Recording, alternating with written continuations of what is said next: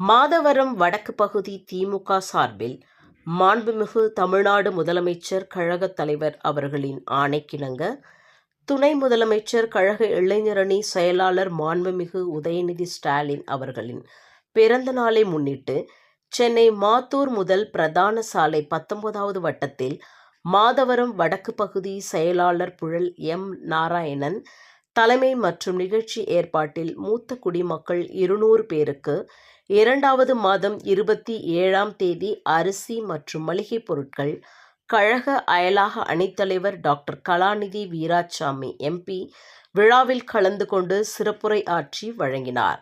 இதில் 19வது வட்டச் செயலாளர் மாத்தூர் கா. தாமரை செல்வன், கே. அங்குசுவாமி, இ. Kannappan, K. Arunakaran, P. S. Chandru, V. R. Kuppan, Madhavaram சட்டமன்ற தொகுதி பார்வையாளர் ஜே. அருண் மற்றும் மாவட்ட நிர்வாகிகள், பொதுக்குழு உறுப்பினர்கள், பகுதி ஒன்றிய மேலூர் செயலாளர்கள், மாவட்ட அணிகளின் அமைப்பாளர்கள், 19வது வார்டு நிர்வாகிகள், 15வது வார்டு நிர்வாகிகள், 16வது வட்ட நிர்வாகிகள், 17வது வட்ட நிர்வாகிகள், 23வது வட்ட நிர்வாகிகள், 23வது வட்ட நிர்வாகிகள், இளைஞர் அணி அமைப்பாளர், துணை அமைப்பாளர்கள், பகுதி மகளிர் அணி அமைப்பாளர், பகுதி துணை அமைப்பாளர்கள், மகளிர் தொண்டர் அணி அமைப்பாளர், துணை அமைப்பாளர்கள், பகுதி ஆதிதிராவிடர் நலக்குழு, பகுதி தகவல் தொழில்நுட்ப அணி, வட்ட இளைஞர் அணி அமைப்பாளர்கள், பகுதி ஒருங்கிணைப்பாளர்கள்,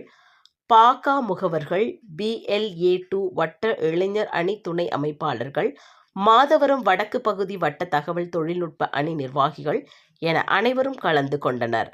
விழா உங்கள் அனைவருக்கும், குறிப்பாக மகளிர் அனைவருக்கும் என்னுடைய இனிய மாலை வணக்கம். இப்போ நம்ம இந்த ஆட்சியை பற்றி பேசினப்போ சொன்னாங்க, அதாவது நாங்கள் இந்த இடத்துல ஓட்டு கேட்கறதுக்காக வரல அப்படின்னு சொல்லி ஒரே ஒரு இது மட்டும் நாங்கள் ஞாபகப்படுத்த விரும்புகிறோம். அதாவது நம்ம 2021ஆம் ஆண்டு திராவிட முன்னேற்ற கழகம் ஆட்சிக்கு வருவதற்கு முன்பாக அந்த கொரோனா காலத்தில் உங்களுக்கு எல்லாருக்குமே தெரியும் எந்த அளவுக்கு நம்ம கொரோனாவால் பாதிக்கப்பட்டோம் அப்படின்னு சொல்லி. அவருடைய எதிர்கட்சி தலைவராக இருந்த எங்கள் தலைவர் அவர்கள், தளபதி அவர்கள் எல்லா குடும்பத்துக்கும் 5000 ரூபாய் கொடுக்கணும் அப்படின்னு சொன்னாங்க. ஆனால் கஜானால காசு இல்லை அப்படின்னு சொல்லிட்டு 1000 ரூபாய் மட்டும்தான் கொடுத்தார்கள்.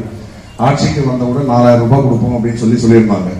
அதற்கு ஏற்றாற்போல் ஆட்சிக்கு வந்தவுடன் 2 தவணைகளாக 2000 ரூபாய் அப்படின்றத உடனே கொடுத்தாங்க. அப்ப மட்டும் எங்கிருந்து கஜானால இருந்து காசு வந்ததுன்னு தெரியாது. அதை ஏற்படுத்தி கொடுக்கக்கூடிய ஒரு ஆற்றல் மிகுந்த ஒரு தலைவர் தான் நம்முடைய மாண்புமிகு முதலமைச்சர் அவர்கள். அதற்கு பிறகு 4000 ரூபாய் கொடுக்க முடியாதுன்னு சொன்னதை ஒவ்வொரு ரேஷன் கார்டுக்கும், அதாவது பொருளாதாரத்தில் பின்தங்கியவர்களாக இருந்தால் எல்லாருக்கும் 1000 ரூபாய் அப்படின்னு சொல்லி கிட்டத்தட்ட 1,30,00,000 இல்லங்களுக்கு மாதம் 1000 ரூபாய். இது எப்படின்னு பாத்தீங்கன்னா வருஷத்துக்கு அரசாங்கத்துக்கு செலவு அப்படின்றது ஒரு 16,000 கோடி ரூபாய். ஸோ 4000 கொடுக்க முடியாது அப்படின்னு சொன்னவர் இன்னைக்கு என்ன சொல்றாருன்னா, நாங்கள் ஆட்சிக்கு வந்தால் 2000 ரூபாய் கொடுப்போம் அப்படின்னு சொல்றாரு. அவர் இது செய்வாரா செய்ய மாட்டாரா அப்படின்றதெல்லாம் நீங்களே யோசிச்சுக்கோங்க. ஆனால் இந்த மகத்தான திட்டத்தை அறிமுகப்படுத்திய நமது கழக தலைவர் அவர்கள் இன்று தமிழ்நாட்டில் வறுமை அப்படின்றது இல்லாத அளவிற்கு ஏற்பாடுகளை செய்திருக்கிறார்.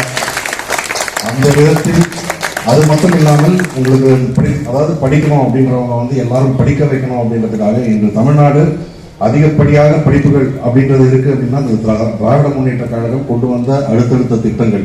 கலைஞர் 8வது வரைக்கும் படித்திருந்தால் பெண்களுக்கு திருமண உதவி தொகை அப்படின்றத ஆரம்பிச்சார். அப்ப கேட்டாங்க, ஏங்க 8வது வரைக்கும் படிக்கணும்னு சொல்றீங்க, எல்லா பெண்களுக்கும் கொடுக்க வேண்டியதானே அப்படின்னா, அட்லீஸ்ட் அந்த திருமண உதவி தொகைக்காவது அந்த குழந்தைய 8வது வரைக்கும் படிக்க வைப்பாங்க அப்படின்னு சொல்லி தான் அவங்க ஆரம்பிச்சாங்க. அதை தொடர்ந்து இன்னைக்கு பாத்தீங்கன்னா நீங்க கல்லூரிக்கு போய் படிக்கிறதா இருந்தா நான் உங்களுக்கு 1000 ரூபாய் நான் மாசத்துக்கு கொடுக்குறேன் அப்படின்னு சொல்லி பெண்களுக்கும் ஆண்களுக்கும் அனைத்து மாணவர்களுக்கும் இன்று பெரும் உதவியாக இருக்கும் ஒரு திட்டம் அப்படின்றதுதான் இந்த புதுமை பெண் திட்டம், தமிழ் புதல்வன் திட்டம் அப்படின்றது. இதை போன்ற திட்டங்கள் பல இன்னும் வர வேண்டி இருக்கு.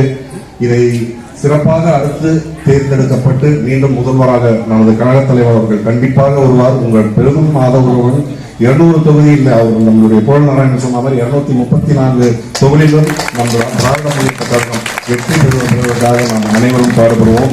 எல்லாரும் வீட்டில் போய் நல்லா சாப்பிட்டு போய் உங்கள் டிவிசிகளில் பாருங்கள். நன்றி, வணக்கம். தமிழ்நாடு தமிழ்நாடு போராடும் போராடும் தமிழ்நாடு தமிழ்நாடு வெல்லும் வெல்லும் தமிழ்நாடு தமிழ்நாடு தலைகுனியாது தலைகுனியாது தமிழ்நாடு போராடும் தமிழ்நாடு போராடும் தமிழ்நாடு வெல்லும் தமிழ்நாடு வெல்லும் தமிழ்நாடு தலைகுனியாது தமிழ்நாடு தலைகுனியாது கலைஞரின் புகழ் ஓங்குக கலைஞரின் புகழ் ஓங்குக கலைஞரின் புகழ் ஓங்குக அண்ணன் தளபதி வாழ்க அண்ணன் தளபதி வாழ்க அண்ணன் தளபதி வாழ்க அண்ணன் உதயநிதி வாழ்க அண்ணன் உதயநிதி